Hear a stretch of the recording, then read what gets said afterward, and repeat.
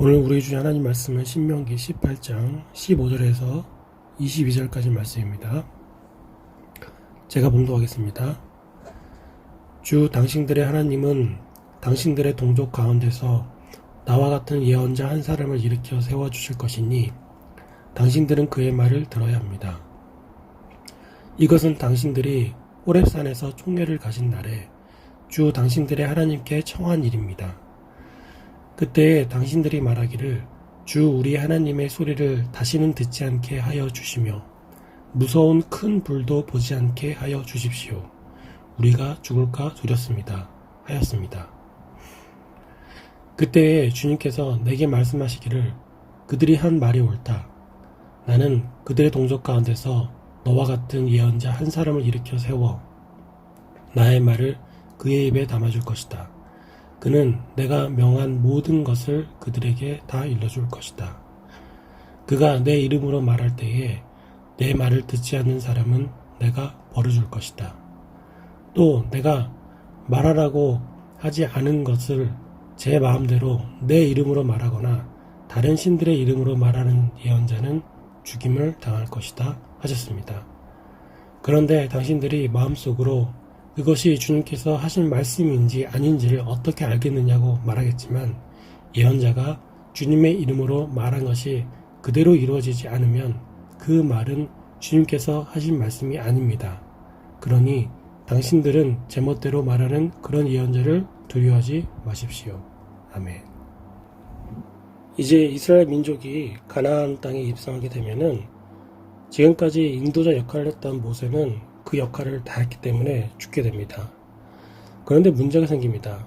모세가 죽게 되면은 그 누가 하나님과 이스라엘 민족 사이를 소통해 줄 것이냐? 바로 이것입니다. 하나님과 인간 사이에는 중재자가 반드시 필요합니다. 16절 말씀처럼 호렙산에서 하나님께서 이스라엘 민족과 언약을 세우실 때 이스라엘 민족은 큰 충격을 받았습니다. 죄인인 인간이 거룩하신 하나님을 직접 대면하면은 죽을 수밖에 없다는 정말 커다란 경외심을 그때 느꼈습니다. 감히 하나님을 대면할 수 없지만 하나님과 소통을 해야 했기 때문에 하나님께서 선지자에 대한 규례를 세워주십니다. 그것이 바로 오늘 말씀인 것입니다. 하나님께서 이스라엘 민족 가운데 직접 선지자들을 세우시고 이스라엘과 하나님이 소통할 수 있는 유일한 통로로 삼으셨습니다.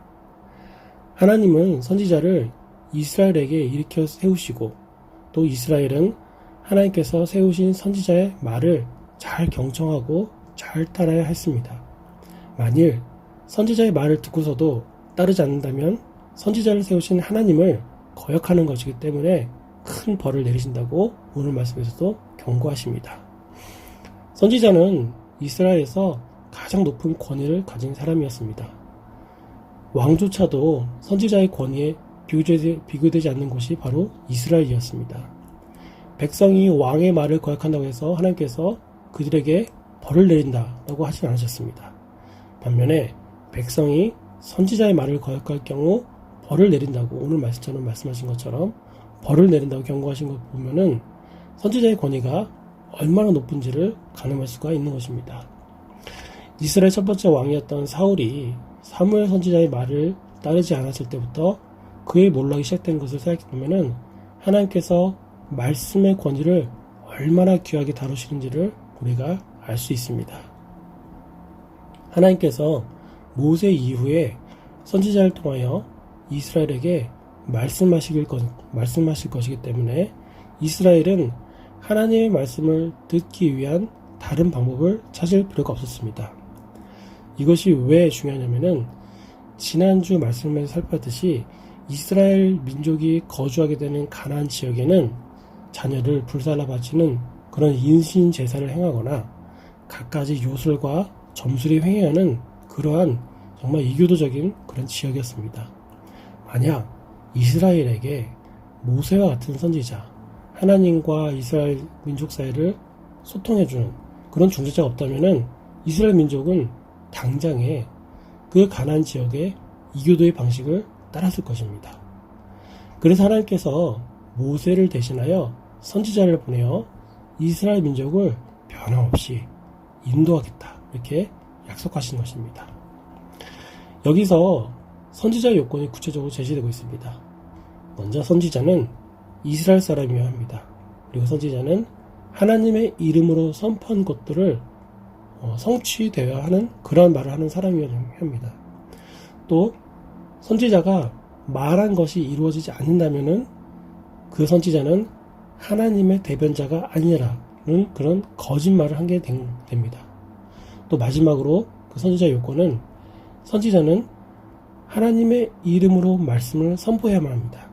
하나님의 이름으로 말씀을 선포한다는 것은 곧 하나님께서 그의 입술에 담아주신 말씀만을 선포한다는 것이며 하나님이 선지자에 가르쳐주신 것만을 그가 말한다는 뜻입니다. 선지자는 그 임무가 막중하고 권위가 정말 가장 높기 때문에 혹여라도 악한 의도를 가지고 선지자 제도를 악용할 수 있기 때문에 선지자에 대한 엄격한 잣대를 적용해야 했습니다. 그리고 거짓 선지자는 당연히 죽임을 당해야 마땅했습니다. 사랑하는 여러분, 이 말씀 통해서 우리에게 주신 교훈은 무엇입니까? 우리 그리스도인들은 그 모두는 하나님의 말씀을 전달하도록 사명을 받은 사람들이라는 것입니다. 우리는 이 세상 가운데 복음을 전달하고 또 형제들 가운데 그 복음을 증거하는 그러한 사명을 받은 사람들입니다. 우리 모두는 이 시대를 향하여서 선지자로 부르심을 입었다는 것을 그 사실을 우리가 분명히 알아야 하는 것입니다. 민수기 11장 29절 말씀을 보면은 모세가 이스라엘 백성들에게 이렇게 얘기합니다. 네가 나를 두고 질투하느냐? 나는 오히려 주님께서 주님의 백성 모두에게 그의 영을 주셔서 그들 모두가 예언자가 되었으면 좋겠다. 하나님께서 선지자를 세우시고 이스라엘 민족을 이끄셨지만은 궁극적으로 하나님께서는 이스라엘 민족 모두가 말씀의 영을 받고 각자가 그 모두가 하나님을 증거하고 살아가는 말씀의 사명자가 되기를 바라셨습니다. 사랑하는 여러분, 이 하나님의 소망은 지금 이루어졌습니다. 지금 우리에게는 또 다른 선지자가 필요 없습니다. 그를 구할 필요가 없습니다. 오직 유일하신 영원한 참 선지자 아들 예수 그리스도께서 우리의 선지자가 되셨습니다. 하나님께서는 그 아들 예수 그리스도의 구속 사역과 그 그리스도의 영으로 말미암아 또 모든 이 교회에 말씀의 권세를 물려주셨습니다. 우리 모두는 하나님의 말씀을 세상에 담대히 전하는 선지자적 삶을 살아야 하는 것입니다. 그런 말씀의 삶을 살아가는 우리 모두가 되기를 주님의 이름으로 소망합니다. 기도하겠습니다. 거룩하신 주님, 주님께서는 과거 구약 백성에게 하나님의 말씀을 전달할 선지자를 허락하셨습니다. 또 저희에게는 영원한 참 선지자 예수 그리스도를 허락하셨습니다.